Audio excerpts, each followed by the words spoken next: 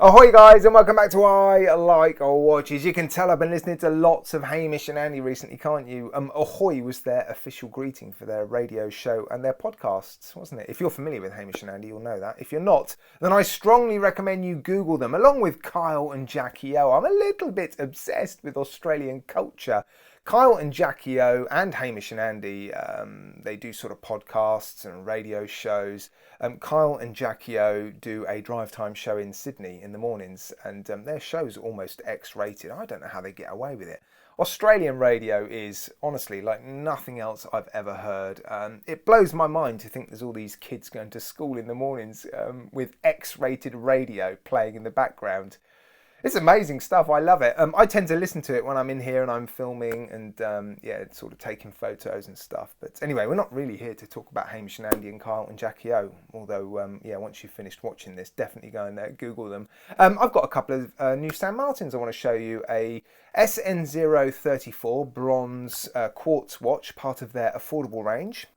A 43mm military diver, and then another SN020 exploring watch with a beautiful new sunburst blue dial. I'm going to show you that watch in a little bit more detail because I'm not going to produce a full review of that particular watch, because that style of watch has featured quite heavily on this channel already. I have already produced in the past a sort of summary and overview of that range of watches, and so you're probably going to get a little bit sick and tired of me repeatedly showing you these exploring style watches. But at the end of this video I will show you that watch in a little bit more detail. But before then, I'm going to give you a little glance and a little sneaky peek at the other two watches. And like I said, I will produce a full review of the 43mm military watch.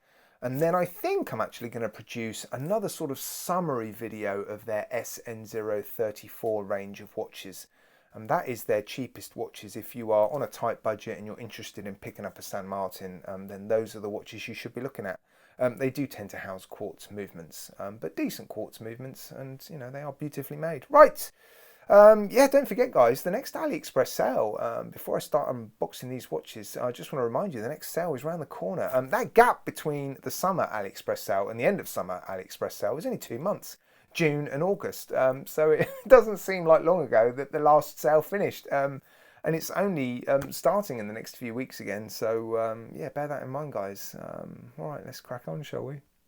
While I'm unboxing and unwrapping these watches, let's run through the prices and the movements inside these watches. This first watch is the SN049-G, their military dive style watch. Now this comes with either the Miyota 8215 or the 8315. The difference between the two is the 8315 is a hacking movement. They both beat at 21,600 beats per hour. The 8215 doesn't hack, but they both hand wind. Now the cheapest movement, the 8215, is $221 US, 226 euros or 190 pounds. If you want it with the hacking 8315, it's $258, 263 euros, 222 pounds. And I received the watch with the 8215, so mine doesn't hack. The second watch is the bronze SN034-Q-C.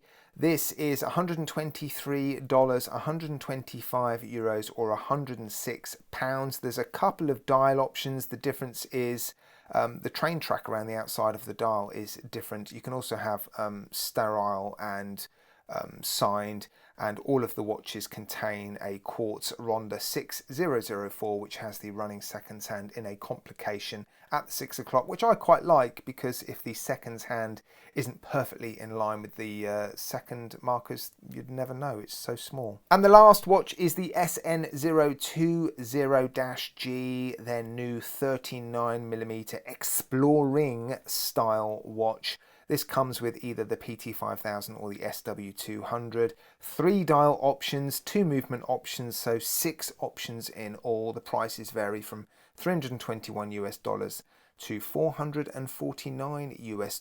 That is 327 euros up to 458 euros, or 276 pounds up to 387 pounds. Right, let's take a good look at the military diver first, I think. And there it is. Right, we're not going to spend too long looking at this one because I will produce a full review. But yeah, an interesting looking Rather substantial case, military style diver. Yeah, nice buckle, nice leather strap. 22mm lug width, I think, tapering down to 20. It's fairly thick, but very soft actually. Case finishing looks quite nice.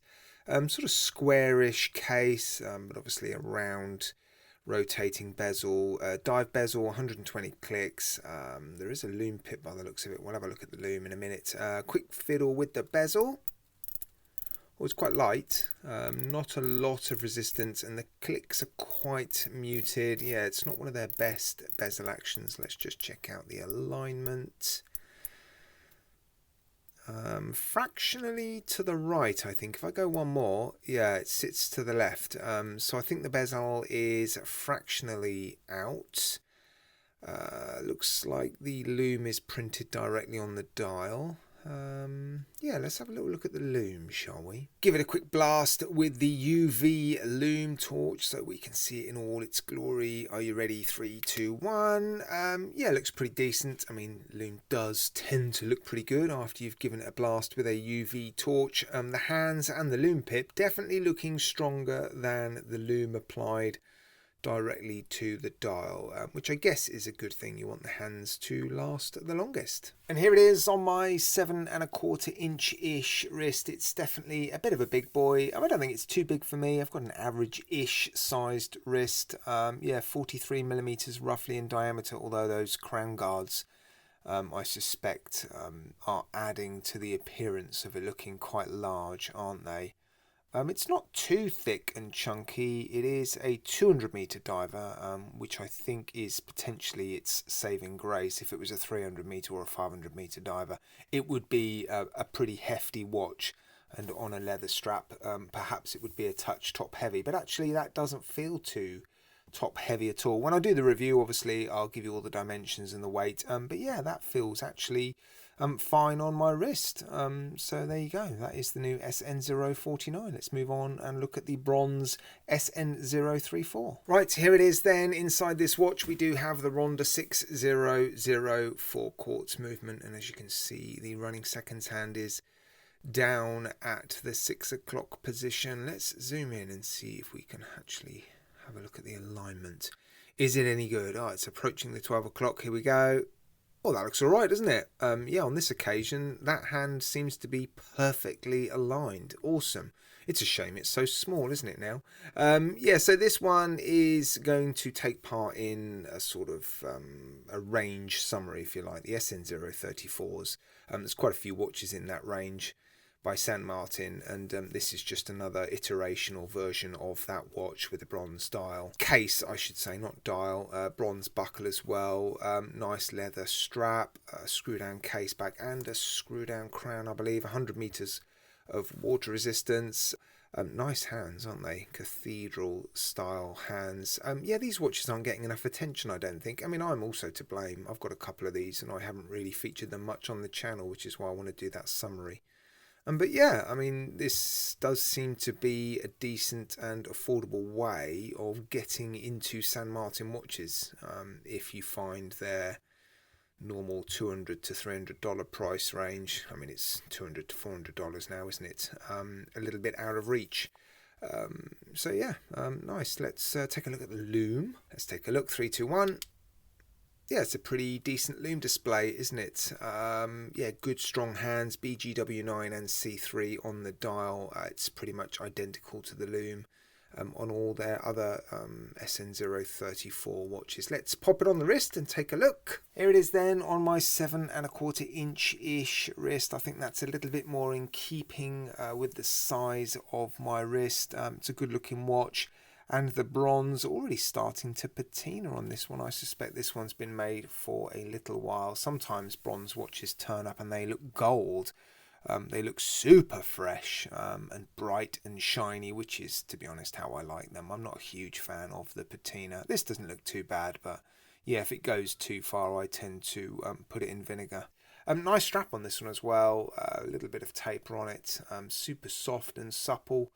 Yes, another nice one, isn't it? Right, let's take a look at their exploring style watch. This could be essentially their version 4. They made a version 3 a little while ago. They're not promoting this as a version 4, but from the version 3, they've made some improvements to the applied indices on the dial.